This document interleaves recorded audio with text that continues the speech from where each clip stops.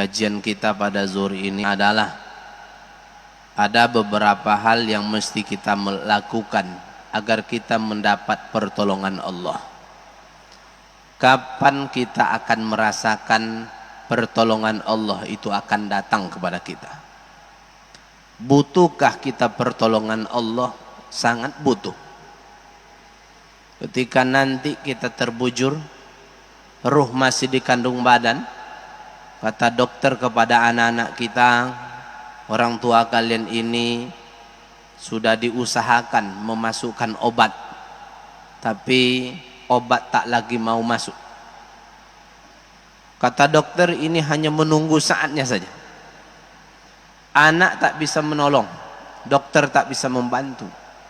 Siapa yang kita harapkan pada waktu itu di saat tubuh kita lemah? Tidak ada yang kita harapkan kecuali pertolongan Allah Subhanahu wa ta'ala. Bapak Ibu jamaah, kapan kita akan merasakan Allah itu hadir memberikan pertolongan kepada kita? Yang pertama, kata ulama, ada beberapa makom. Yang pertama, Allah akan hadir memberikan pertolongan kepada kita. Yang pertama, jika kita menolong dan membantu agama Allah. Pertanyaannya, kenapa Allah itu, apakah Allah membutuhkan pertolongan kita untuk membantu agamanya? Allah tidak membutuhkan bantuan kita. Allah bisa, kalau seizin Allah, kalau Allah berkehendak mengislamkan seluruh manusia ini, Allah bisa. Allah tidak membutuhkan bantuan kita untuk menolong agamanya. Namun kenapa kita membantu dan menolong agama Allah? Agar ada alasan Allah untuk menolong dan membantu kita.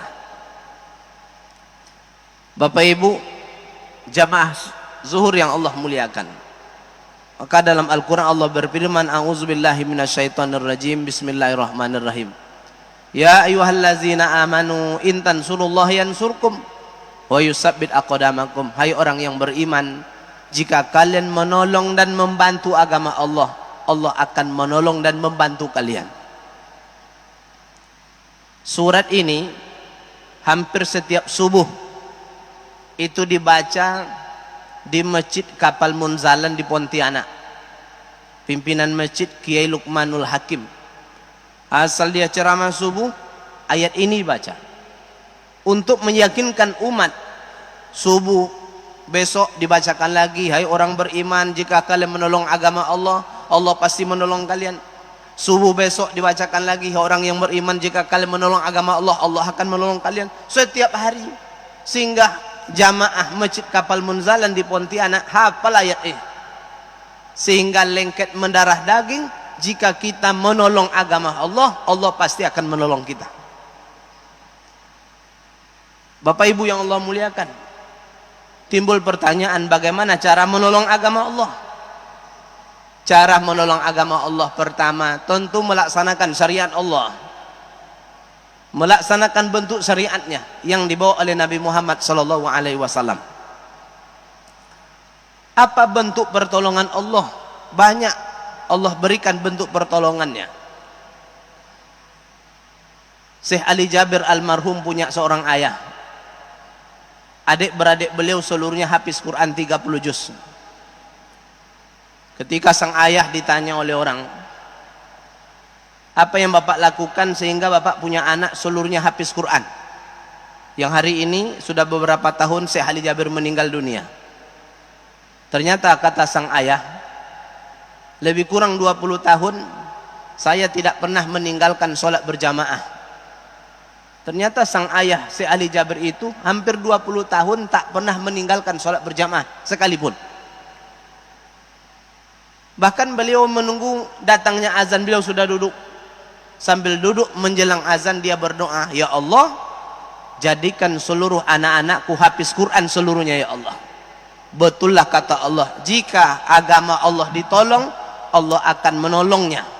Apa yang dimintanya kepada Allah? Dia minta tolong kepada Allah. Yang dimintanya, jadikan seluruh anakku hafiz Quran ya Allah. 20 tahun dia tolong agama Allah, menjaga waktu sholat, tidak pernah telat melaksanakan sholat berjamaah. Bapak Ibu jamaah zuhur yang Allah muliakan. Yang kedua, cara kita menolong agama Allah. Cara kita menolong agama Allah dengan mendakwahkan agama. Hari ini orang menganggap kebanyakan dakwah itu hanya ceramah. Dakwah itu aja. Mungkin masih ada tetangga kita yang mungkin hanya sekali seminggu dia ke masjid. Dakwahkan agama. Kenalkan agama. Kenalkan sunnah. Ini menolong agama Allah. Kemudian membela agama. Ketika agama dicaci, dihina, kita bela. Ini kita sedang menolong dan membantu agama Allah Subhanahu wa taala. Bapak Ibu yang Allah muliakan. Ketika Abu Bakar dia membela agama Allah, dengan apa dia bela agama Allah? Dia berikan seluruh hartanya untuk agama Allah. Khalid bin Walid, dia jadikan tubuhnya untuk menjadi panglima perang, untuk menolong agama Allah. Hari ini ada dokter spesialis yang berasal dari Kuwait. Dia tinggalkan negara kelahirnya hanya untuk berangkat ke Afrika Selatan saya. Sampai beliau mati, dia tinggalkan menjadi dokter spesialis, bukan mencari duit, tapi untuk menolong agama Allah Subhanahu wa taala. Ketika kita bantu dan tolong agama Allah, Allah akan memberikan pertolongan. Di mana Allah berikan pertolongan? Di dunia Allah berikan pertolongan. Menjelang mati datang pertolongan Allah kepada kita. Di dalam kubur datang pertolongan. Di hari kiamat juga diberikan pertolongan oleh Allah Subhanahu wa taala. Bayangkan di saat kita dalam kubur, kita minta tolong kepada siapa kita minta tolong? Adakah harta kita? Adakah keluarga kita? Adakah teman kita?